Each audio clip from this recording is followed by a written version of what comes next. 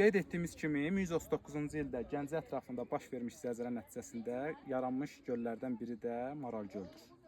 Kəpəz dağının uçması və Ağsu çayının qarşısını kəsməsi nəticəsində Maral göl yaranmışdır. Maral göl hündürlüyü təqribən 1910 metrdir, yəni hündürlüyünə görə Göygöldən daha hündür yerləşir. Dərinliyi isə Göygöldən biraz geri qalır. Göygöldə dərinliyi təqribən 100 metrə yaxındır, amma Maral göldə isə təqribən 60 metrə yaxındır ən dərin nöqtəsi. Lakin Maral gölə gəlmək Göygölə gəlməkdən biraz daha çətindir. Çünki Maral gölə qalxmaq üçün 296 pillə pilləkən qalxmaq lazımdır. Amma buna baxmayaraq çox gözəl təbiəti var və çox gözəl havası var, gəlib görməyə dəyər.